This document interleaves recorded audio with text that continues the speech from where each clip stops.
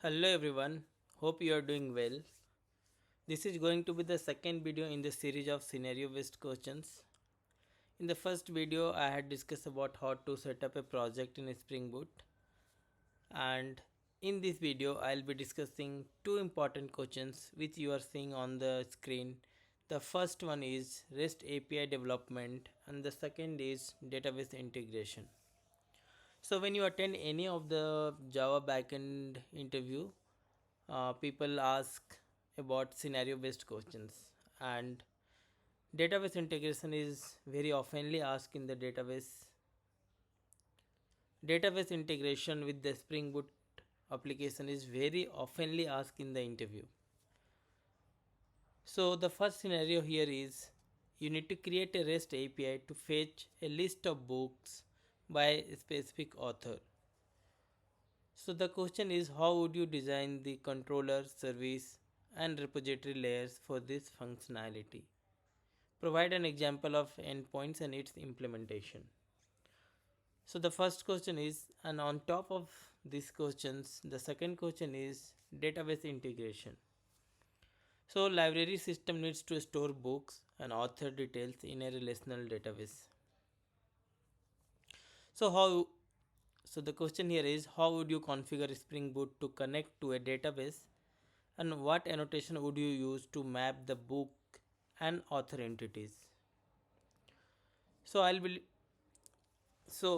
discussing this both the questions in this video, where I'll be going step by step, like how would we create and how would you handle in Spring Boot project, and what should you answer when somebody asks in the interview, how will you answer. Those things I'll be discussing here, so watch the video till end, and if you don't understand, let me know in the comment section. So let me go to the IntelliJ where I so here is the project which I have already created earlier and I have imported into the IDE. So I'll be discussing step by step, like how we are going to create that endpoints and how we are going to map the Java classes to the database table and other things. So before I jump into these details, let me go to first pom.xml, where I can show you like what all dependency is required in order to create this database integration and that endpoints for fetching that books detail. So this is the pom.xml, where you can see that I'll be integrating with the Postgres database. So I have added the dependency for Postgres, and to create that endpoints we need to add the dependency for web, and in order to map that Java Pojo classes to database table, we should have dependency of database, which is starter data JPA, and for validation you can add this starter validation. So these are the minimum dependency which are required for us to create that endpoints and to make the connection with the database. So now let's move on to the model classes, where we'll have two, one for book and one for author. So let me go to the book now, and you can see that in the book class I have ID, title and instance of author, and you can see here that we have used JPA annotation in order to map our Java classes to the database table. So the class is annotated with @entity, which is making this book class a entity class, and we have this @id annotation and generated value for primary key. So this @id annotate that this is going to be the primary key for the table, and then we have a title, and this we have a join column because the relationship between book and author is going to be many to one and one to many. So many book can be written by one author, so it is many to one from the book side, and you can use many to many to one annotation in order to annotate that it is going to be many to one. and at the rate join column for the relationship between the book and author. And below you can see that we have a getter and setter.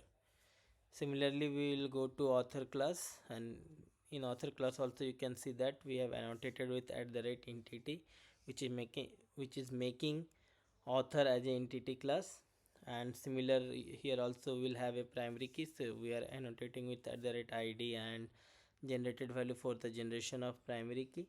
Then we have name, and then we have list of book, and here the relationship is one to many because one author can write a many books, so we have one to many.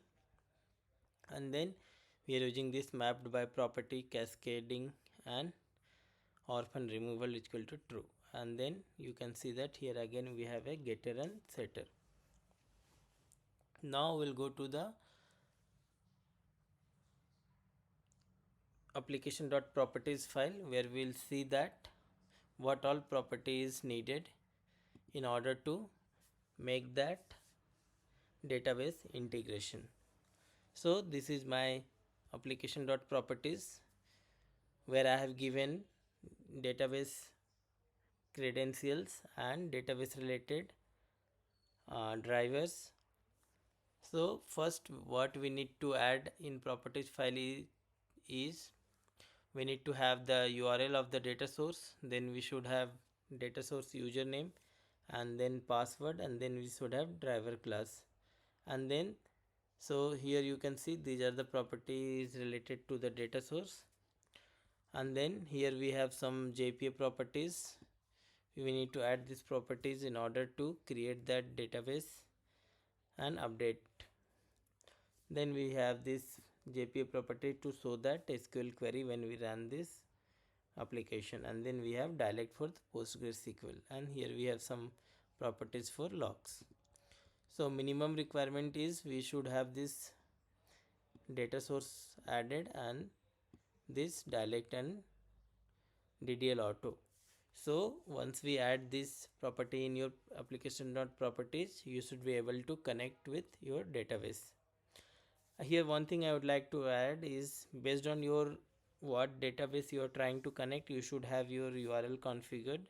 Here I have Postgres, so I have configured for Postgres. You might have some other MySQL database, so you could configure for that. So keep it in mind. Now I have already discussed all the steps which are needed to connect with the database. Now let's move on to how we'll implement that API. So to implement that API, we should have a controller, then we should have a service layer, and then repository layer. So let me go to book controller. So you can see that I have a book controller where I am writing that API. So this is the path which I have given for API. Now I have annotated this class with @rest controller so that this class behave as a controller. And then we have a get mapping because we are fetching the books from the database, so it will be a get mapping. And then I have a method called get book by author name, which is taking parameter as a request param for author name, and it is making a call to book service. So here we have this dependency of the book service. So we have in this book service here, and we are initializing this book service in this constructor. So instance of book service will be available in the controller. And now we are making call to get books by author name from the service. If it returns the books and books is not empty, then we are returning that response back to the client. So this was the controller class. Now let's move to the service class. So in the service class we have this method get books by author name, and here you see here we have dependency for the book repository. So we have this book repository, and we are initializing here it in this constructor again. And get books by author name is again taking as a author name, and it's making a call to find by author name method in the book repository. So now this will return list of books, and this list of books will be returned back to the controller. So now let's go to the repository layer. And one thing, to make this class as a service, here you can see on the top of the class I have used annotation @service, so that this class behave as a service class. Now let's go to the this method where it is repository. So here you can see that I have an interface book repository which is extending JPA repository, and we are passing book and long. So book is the model class and long is the type of primary key. We need to pass it here, and to behave this interface as a repository we need to add, or we need to annotate with @repository annotation. And here we have a method called find by author name, which is taking author name as a parameter, and this will return the list of books written by the author name, which we pass as a parameters. So this is how we will write that repository class. So now I have explained how we have implemented this API in the controller, and then how it is making call to the service, and from service how we are making call to the repository layer. So this is how we will make the implementation for that API. So now let me go back to the book controller. So in the book controller we have this API which will be making call in order to test this API which we have written is working fine or not. So let me execute this application and let's see whether we are able to connect with the database, and we are able to make call this API which we have explained right now. So I will execute this application. So here you can see that this application started on Tomcat port 8080. Now, so since this application is running perfectly fine, we are able to have connection with the database successfully, or else we would have got some issue if it is not connected with the database. So this we are successfully able to connect with the database. Now let me test that API which we have written is working fine or not. So let me go to the Postman now. So here we can see that we'll make that API call to whether we are able to get the response or not. So this is the API which is running on 8080 API books, and author name we are passing in request param, and name of the author is this. Now let me make a call to this API. So you see we are able to get the response in JSON here, and it is returning a list of books, and there are two books which are returning in the response. So these two books are written by this author George Orwell. We can even verify whether this response which is coming by our API is correct or not. So how are we going to verify this? We'll go to the database and see that these two books which are coming in response is written by this author or not. So let me go to the PG admin. So here we have this database. So you can see that I have library database, and in the schema you can see that we have two tables, author and books. And let me select this and execute. So here you can see that we have this list of books which we have stored in the database, and then we'll go to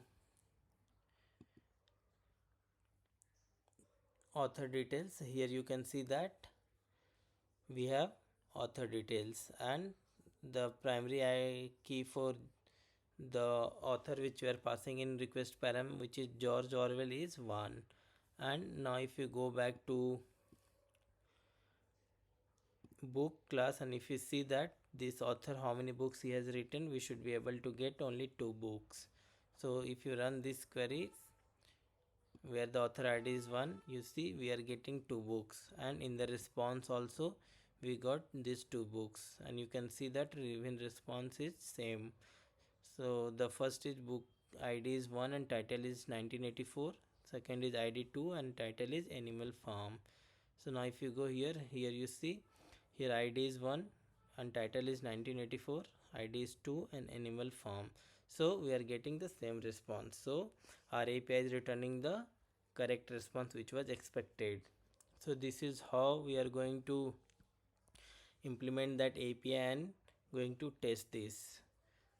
Now if you want to have the code for this, you can go to this GitHub where you can see that I'll be uploading this code to this GitHub repository, which is scenario based Spring Boot questions. And in this repository you can see that we have a different branches. So database integration code you will find in database integration branch, because I'll be making some more videos, so I'll make one branch for all those scenario based questions, and in the master branch you will find the code for all of them, and all of them will be related to library management only, and we'll be adding on the top of previous code base. So you can go to the specific branch and you can get that code related to the specific scenario based questions, and whole code you will be getting in the master branch. So this is how we are going to explain this scenario based question. So this is how we are going to explain this scenario based question when somebody asks you in the interview. And once you explains all those points which I have discussed in this video, you are good enough to get selected in the interview. I hope that I was able to make you understand these two scenario based questions. Still you have doubt and you have not understood any points which I have explained in this video, you can comment me in the comment section so that I can clarify your doubts. And don't forget to subscribe this channel. I'll be keep uploading video like this so that you don't miss. And thank you for watching. I'll see you in the next video.